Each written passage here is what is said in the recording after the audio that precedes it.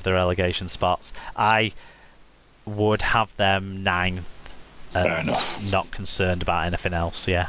No, I mean they got within 2 points of us in the Yorkshire Cup final. I think on home turf, though. On home turf, and they played pretty well in the first half. Obviously, it was the first knockout on Boxing Day. So maybe it's just a soft spot. The fact that Tim hates them and I quite like them. But yeah, no, I have them 8th. Moving down, so in 10th, I've got Dewsbury. Kind of similar. I've got to say, ever since I kind of slagged them off and said they've got a long way to go, I think they've really picked up. So I'm taking some credit there. But no, I think they'll do okay, but nothing spectacular from Dewsbury this year. So I've got them in 10th. The one thing in Dewsbury's favour for me is the coach. Yeah. Lee Greenwood, isn't it? They've brought in. Yeah. I think he's a class act. I think he'll get what players they've got motivated to do well, because I don't think they've recruited super strong. I think they've kind of got a bottom end of the Championship squad at best for me this year, Dewsbury, but probably with the coach and with the other teams we're going to talk about, I think they're probably just safe. 10th isn't a bad shout. Okay, and then I've got Sheffield in 11th, struggling slightly, post St Helens link up. Funnily enough, this is a slight side. I saw Mark Aston at Loch Lane on yesterday, so maybe he's looking for some players to fill squad numbers 3 and 6 and 11 or whatever. Maybe he was. All the squad numbers he left vacant whilst back-ending the squad with loads of players. So to me, if you're going to give consecutive numbers 19, 20, 21, 22, 23, 24 out, but those players aren't good enough to earn frontline jerseys, you've got to worry about your squad there for me. A little bit. I'm not confident about Sheffield at all, to be honhonest. No, I mean they were. I think a few people obviously picked them as a potential. 20% of people picked them as potentially going down, and I don't think they're going to be a billion miles away from that. I think it's going to be pretty tight and desperate down the bottom. They need to start with good away form, because they're one of the sides who have a little bit of an unbalance to the fixture list. They've got 5 home games in the first half of the season only, and then they have 8 in the second half of the season. So obviously that might benefit them in the summertime when they're at home regularly. But I know,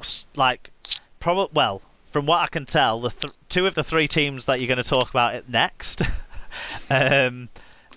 are in the opening run for Sheffield. I think we're going to find out a hell of a lot about Sheffield in the first 2 weeks of the season. They've got a home game against Swinton to kick things off, which they've published really well on social media. Very, very cheap ticket pricing strategy. I think it's £5 for adults, £1 for children, I think, if I'm right. Yeah, it is. So, I encourage anyone who is within close distance, and that includes people like our friend Owen, even though he's just got another new baby, get down and watch this side, even though you might not be a fan, because that is a bargain.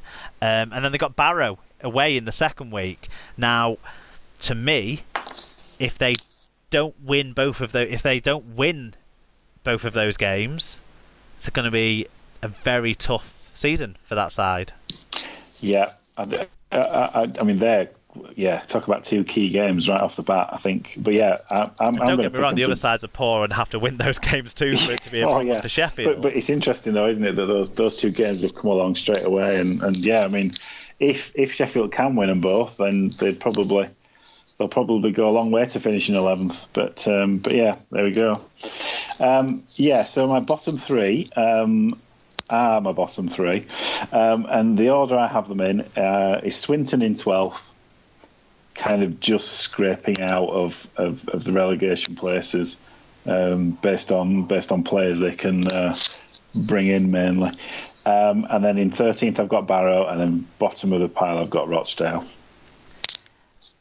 I have to say that Barrow surprised me on Saturday afternoon against Wigan. It's a game you can't take much from. It was an absolute mudbath. The ball was very difficult to hold on to in the forwards and very difficult to pick up on the floor off the floor for the backs.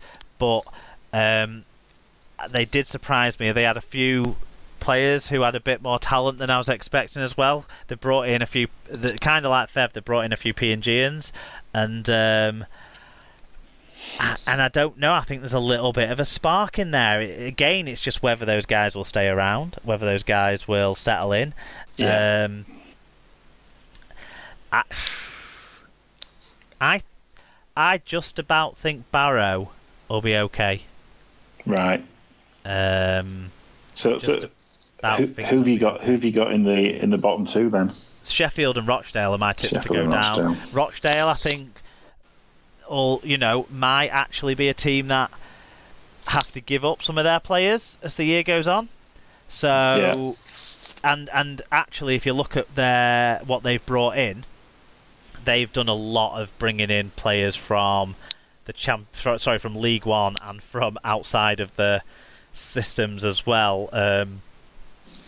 I know they've got Scott Moore, who they've brought in, and Carl Forster, of course, himself, and he's brought quite a few people over from Whitehaven with him, who were good players at Whitehaven, good League One players, and the difference between the top and the bottom we've talked about, not that massive.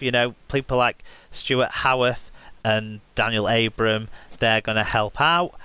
I just don't see them being hugely strong, and I think when other teams start having problems, Rochdale financially might be in a position where they have to let some of their better, potentially higher earning players move along. Yeah. And that might threaten them if they start to lose people like Ben Morris and Scott Moore and maybe Stuart Howarth, people like that. I just wonder, and I'm not sure where the depth is going to come from either when they get injuries. Do they have a dual reg deal? I don't know that they do.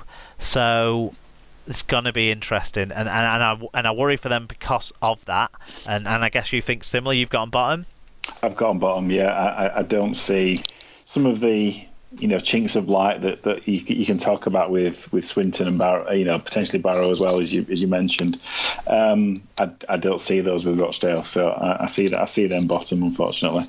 Yeah, I think Swinton have got a good coach. They've got some exciting players. The kind of spine of Jack Hansen, Oscar Thomas, Rob Fairclough and Luke Waterworth, I think is actually quite creative and quite attack-minded, but in the pack they've got some real grafters. Gavin Benyon, Kyle Shelford, Will Hope, Ben Austin. These are hard-working blokes. So I think they've got something going on there. Whether they'll score enough tries with the finishing capability, but then who's their dual reg partner? The team with all the best wingers in the world. Well, slight exaggeration, but a team with great wing depth. A surfeit of wingers, anyway. Great wing depth. So they're going to have the opportunity to bring in people like Craig Mullen, like Joe Brown from Wigan's younger setup, and give them guys some game time in the Championship. I just think that's going to be enough for them. And which team have we not? We've talked about all those teams now, haven't we? I've explained why I think Barrow and Swinton might just miss it, and Sheffield and Rochdale will bump down. But I think we've kind of got everyone similarly grouped, haven't we? Yeah, there's as you say, this kind of first couple of months of the season might be quite crucial based on if teams can get a start, because obviously that's what it did for Lee last year, was getting off to such a terrible start. And I think, the first half a dozen games, while the weather's a bit hit and miss, could be quite crucial for all of these really in their varying battles. But yeah, I don't think we're that far apart, are we? No, not at all. No, let's get excited. Let's round out our Championship preview with excitement, because something that's happened in the Championship is there's been some real headline grabbing names either sticking around or joining Championship clubs. And we asked on Twitter, a poll we ran, which new championship overseas signing has you most excited for 2019? Obviously, didn't spell out enough for you, Al, that I meant which championship signing from outside of our competitions excites you the most. The three options we put up there as kind of the ones that grabbed my attention and imagination the most was Gelling at Widnes, Latelli at Toronto, and King at Featherstone. And then you obviously chipped in with Webster, and a couple of others mentioned Jake Webster and Jai Hitchcock going from Castleford to Bradford. But the way the voting came out was 62% went in favour of Gelling, 22% went in favour of Latelli, 9% went for King, and then 7% were in the other category. So why do you think people are so excited about Anthony Gelling? Let's start with him. Oh, people's champion and all that. Man of the people, indeed. Man of the people. I think it's one of those... I think Widnes fans, I mean, I remember from the season reviews, I think people had kind of resigned themselves to thinking that he wasn't coming.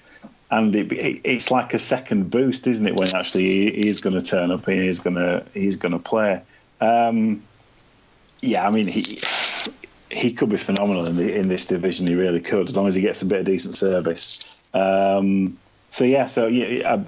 disagree with the 62% in that way. He probably is. I guess he's a bit more known than Latelli as a figure, isn't he, in terms of the kind of popular imagination of people. People might not, if they're not NRL fans, they might not know who Latelli really is. But in terms of quality, he's right up there, and he'll do a job for Toronto in the centres or second row or wherever they actually end up playing him.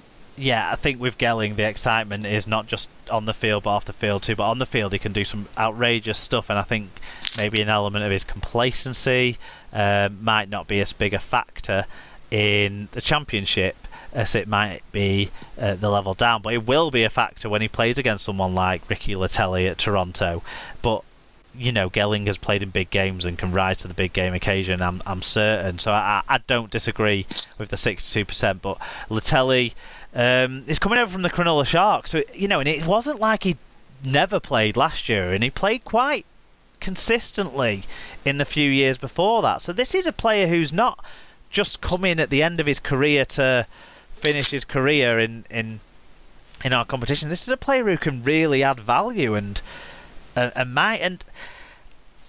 think Toronto have pulled off a big coup. I mean, bringing in Mellor and Alberson from promotion rivals Widnes, bringing Bodine Thompson in, who was really good last year in the championship and then decent in the Super 8s as well when he stepped up at Warrington. Gadwin Springer's been a Super League player for his entire career, and John Wilkin. Like, all of those signings are exciting, but Latelli is the real capture because he's coming from the NRL. Yeah, and as you said, he's not been a second stringer, has he? You know, he's been playing plenty of games, and yeah, you know, he's going to do a good job for them without question. And then Cam King, you know, played in a World Club Challenge back in 2011, was it? The sort of darty hooker who's joined Featherstone. Now Featherstone have really gone all out, haven't they, with overseas signings when you kind of look at it. I think they've brought in another one this week that we mentioned in the news roundup, but there's the Boas brothers. There is also they also brought in Thompson Tete as well from the PNG Hunters. So yeah, and then they brought in all the kids whose surname ended with Lee or Lay, who got binned off by Leeds Rhinos. Do you know who was close to the list for me? Go on. Was at Toulouse. They've brought over the Scotland international James Bell from the New Zealand Warriors, and I think that's a real good sign. He's a strong forward player. They've also brought back to their squad Ilias Bergal from Lee Centurions, and Ilias Bergal for me is a very good championship winger who could do a job in Super League if he really knuckled down. So I'm impressed by that. Adding in Ben Evans into the pack as well, and Patarika Vaivai if he gets himself properly match fit. They've recruited excitingly as well for me. Are you changing your prediction?